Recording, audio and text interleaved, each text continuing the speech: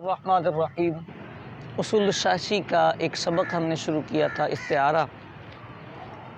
اس کی تمہید ہم نے بیان کر دی تھی کہ استعارے میں اصولیین کے نزدیک دو علاقے پائے جاتے ہیں، ایک علت اور معلول کا اور دوسرا سبب اور مسبب کا۔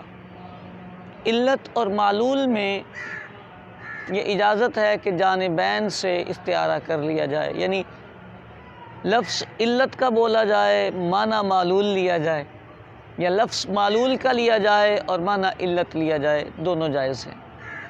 اور سبب اور مسبب میں ایک طرف کا جائز ہے، یعنی سبب بول کر مسبب مراد لیا جا سکتا ہے، لیکن مسبب بول کر سبب مراد نہیں لیا جاتا۔ اس کے آگے مصنف جو سمجھانا چاہتے ہیں، پہلے اس کی تمہید باندھی ہے اور پھر مثال میں ارشاد فرمائیں گے۔ دو لفظ ذکر کریں گے، ملک اور شراء۔ کہتے ہیں یہ جو ملک اور شراء ہیں، یہ دونوں ایک دوسرے کی علت اور معلول ہیں، دونوں علت اور معلول ہیں۔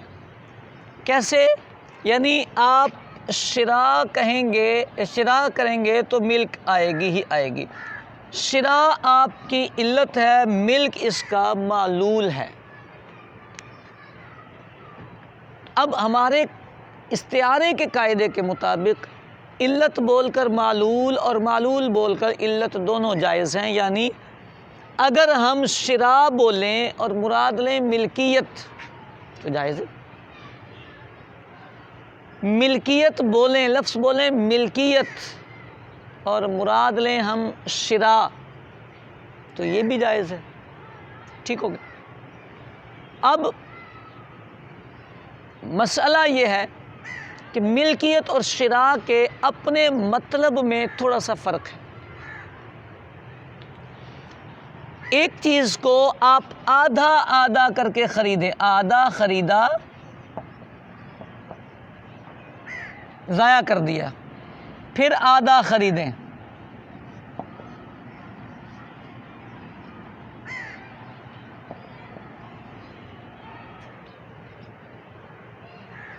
اس کا مطلب آپ نے مکمل کی شراء کر لی،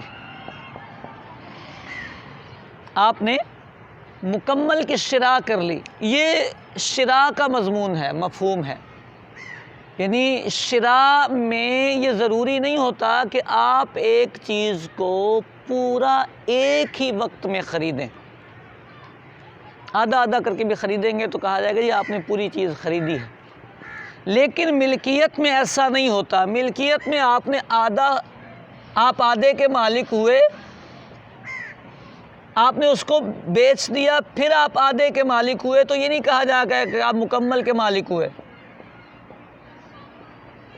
مالک مکمل کے نہیں ہوئے۔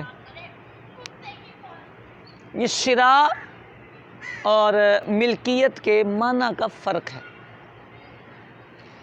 یہ شراء اور ملکیت کے معنی کا فرق ہے کہ شراء میں آپ نے آدھا آدھا کر کے کسی چیز کو خریدا تو کہا جائے گا جی آپ نے پوری چیز خرید لی ہے، لیکن اگر ملکیت میں آدھا آدھا کر کے خریدا اور پہلے آدھے کو آپ نے ملکیت سے نکال دیا ہے تو یہ نہیں کہا جائے گا کہ آپ پورے کے مالک ہوئے ہیں، آپ پہلے بھی آدھے کے مالک تھے، اب بعد میں بھی آدھے کے مالک ہیں۔ یہ ان دونوں کا مطلب ہے۔ اب مسئلہ یہ ہے، ایک بندے نے ایک جملہ بولا ہے جی،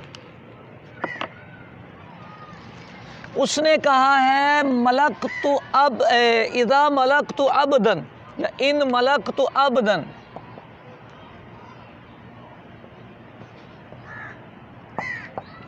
فَهُوَ حُرٌّ۔ ٹھیک ہو گئی؟ اب آپ سمجھتے جائیے گا۔ کہا ان ملکت عبدا فَهُوَ حُرٌّ، اگر میں ایک عبد کا مالک ہوا، ایک عبد کا مالک ہوا تو وہ آزاد ہے۔ اس کو یہ اجازت ہے کہ ملک تو بولے اور اشتری تو مطلب لے لے۔ اب وہ کہتا ہے جی میں نے ملک تو بولا ہے لیکن مطلب میں نے اشتری تو لیا ہے، جائز ہے، آپ لے سکتے ہیں، بڑے جو ہوئے، آپ کو شریعت نے اجازت دی ہے۔ یعنی اس نے جملہ لفظوں میں یہ بولا ہے اور مطلب میں یہ بنتا ہے۔ اب دیکھیں فرق کیا پڑا، اگر اس نے آدھا آدھا کر کے آدھا خریدا، پھر اس کے بعد آدھا خریدنے کے بعد اس کو ضائع کر دیا، آزاد کر دیا، پھر دوبارہ آدھا خریدا، یعنی آدھا خریدنے کے بعد اس کو بیچ دیا، آزاد نہ کریں، وہ ایک الگ اختلاف چھڑ جائے گا۔ آدھا خریدا، اس کو بیچا، پھر آدھا خرید لیا۔ اس کے لفظ تو ہیں ملکتو کے، مراد وہ لے رہا ہے اشتریتو کی۔ ابھی ہم نے وضاحت کی تھی کہ اگر وہ یہ جملہ کہتا ہے ان اشتریتو عبدا فہو حر، آدھا آدھا کر کے بھی لے گا، یہ آدھا اس نے بیچ دیا، یہ آدھا جیسے ہی یہ خریدے گا غلام آزاد ہو جائے گا، کیونکہ یہ ایک غلام کی شرا کر چکا، چاہے آدھے آدھے کر کے کی ہے، شرا میں آدھا آدھا چلے گا۔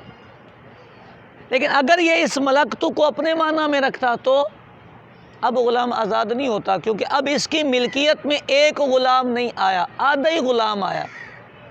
شرا اور ملکتو کے معنی کا فرق بولا ہے اس نے ملکتو، ملکتو کے معنی سے اس غلام نے آزاد نہیں ہونا تھا، اشتریتو کہا تو اس نے آزادی دے دی۔ یہی سپوز یہ ملکتو نہیں بولتا، بولتا ہے اشتریتو۔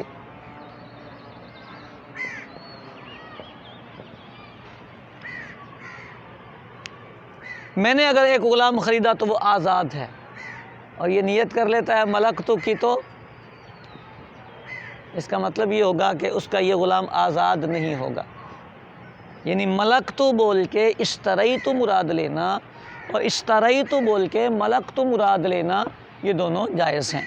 صاحب کتاب یہ کہتے ہیں مثال الاول فیما اذا قال ان ملکتو عبدا فہو حر، اس نے بولا ہے ان ملکتو عبدا فہو حر، فملک نصف العبد، فملک نصف العبد فباعہ ثم ملک النصف الآخر، نصف عبد کا مالک ہوا تھا، اس کو بیچ دیا تھا، ثم ملک النصف الآخر، پھر آدھے کا مالک ہوا، لم یعتق، غلام آزاد نہیں ہوگا۔ کیوں؟ اذ لم یجتمع فی ملکہ کل العبد، کیونکہ اس کی ملکیت میں تو پورا غلام آیا ہی نہیں، ایک غلام کا مالک ہونے کی اس نے بات کی تھی۔ اچھا اسی طرح اگر وہ دوسرا جملہ بولے، کہے ولو قال ان اشتریت عبدا فہو حر، فاشترى نصف العبد، ٹھیک ہو گئی، فاشترى نصف العبد فباعہ، آدھا خریدا اسے بیچ دیا، ثم اشترى النصف الآخر، پھر دوسرا آدھا خریدا، اُتق النصف الآخر، جو نصف آخر ہے وہ آزاد ہو جائے گا۔ ٹھیک ہو گئی، یہاں تک تو یہ بات ہو گئی۔ اس کے بعد نتیجہ بتایا، یہ استعارہ نہیں ابھی ہوا، یہ تو ابھی انہوں نے شرا اور ملک کا معنی بتایا، جو میں نے آپ کو پہلے بتایا تھا کہ ملک اور شرا میں یہ فرق ہوتا ہے کہ ملکیت آدھی آدھی کر کے نہیں ایک ہو سکتی، لیکن شرا آدھی آدھی کر کے ایک ہو جاتی ہے۔ یہ ابھی انہوں نے یہ بتایا، کہتے ہیں وَلَوْ أَنَا بِالْمِلْكِ الشِّرَا وَبِالشِّرَا الملک، اگر یہ اپنے جملوں میں لفظ جو بولے ہیں ان کی مطلب الگ کر دے، اگر ملکیت سے شرا مراد لے لے اور شرا سے ملکیت مراد لے لے، صحت نیتہ بطریق المجاز، اس کی نیت درست ہو جائے گی بطور مجاز۔ وجہ لأن الشراء علت الملک والملک حکمہ، شرا ملک کی علت ہے اور ملک شرا کا حکم ہے۔ علت اور معلول ہیں دونوں، علت بول کے معلول، معلول بول کے علت مراد لینا جائز ہے۔ فأمت الاستعارة بین العلت والمعلول، علت اور معلول کے درمیان تو استعارہ عام ہے، من الطرفین، طرفین سے۔ ٹھیک ہو گئی، یہاں تک یہ اصول کی بات ہو گئی، سمجھ میں بھی آتی ہے۔ اگر اللہ کہہ کے صاحب کتاب جو ہیں، جو مسئلہ فقہی ہے اس کی وضاحت کرنا چاہتے ہیں، کہتے ہیں یہ بات ٹھیک ہے اشترا بولے ملکیت مراد لے لے، ملکیت بولے اشترا مراد لے لے، یہ ہمارے اصول کی بات ختم ہو چکی ہے۔ یہ جو آگے صاحب کتاب بیان کر رہے ہیں، شاشی والے بتا رہے ہیں، وہ ہمارے اصول سے اس کا تعلق نہیں ہے، لیکن فتویٰ دینے کے لیے جس کی ضرورت ہے وہ ساتھ چونکہ انہوں نے مسئلہ بتایا تو اس کو ایڈ کر رہے ہیں۔ آپ کا اصول مکمل ہو چکا کہ علت بول کے معلول مراد لے سکتے ہیں، معلول بول کے علت مراد لے سکتے ہیں۔ کہتے ہیں یہاں ایک صورت یہ بنتی ہے، مثال کے طور پر اس نے بولا تھا اگر میں نے غلام خریدا، اشتریت فہو حر، اب مسئلہ یہ ہوا، وہ کہتا ہے میں نے اشتریت سے ملکت بولا ہے، سب مراد لیا ہے، اشتریت سے ملکت مراد لیا، ٹھیک ہے لے سکتا ہے، اجازت ہے اس کو،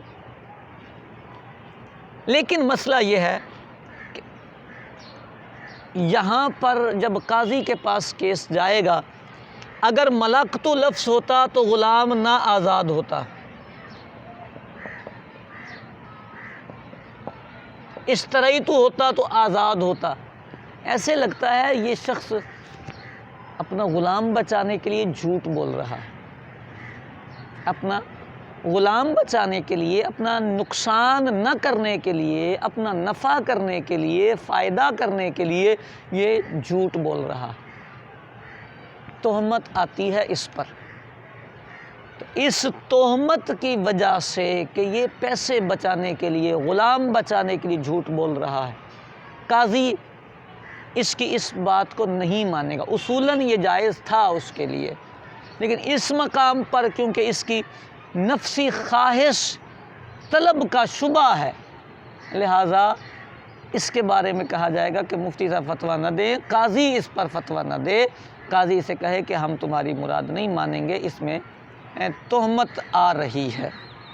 کہتے الا انہ فیما یکون تخفیفا فی حقہ، الا یہ کہ جس مسئلے میں اس کے حق میں تخفیف ہے، جس صورت میں اس کے حق میں تخفیف ہے، لا یصدق فی حق القضاء، قضاءً اس کی تصدیق نہیں کی جائے گی، خاصتاً اسپیشلی دیانتاً ہوگی، اللہ کی بارگاہ میں اس کی بات ویلڈ ہے، اگر یہ سچا ہے تو اللہ کی بارگاہ میں قبول ہے، لیکن اگر قاضی کے پاس کیس جائے گا تو قاضی اس کی تصدیق نہیں کرے گا۔ کیوں؟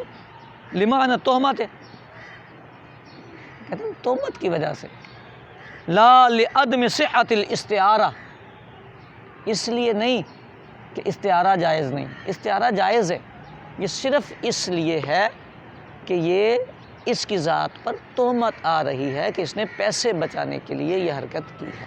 یہ استعارے کا دوسرا سبق ہوا، اللہ نے چاہا تو تیسرے سبق کے ساتھ پھر حاضر ہوں گے۔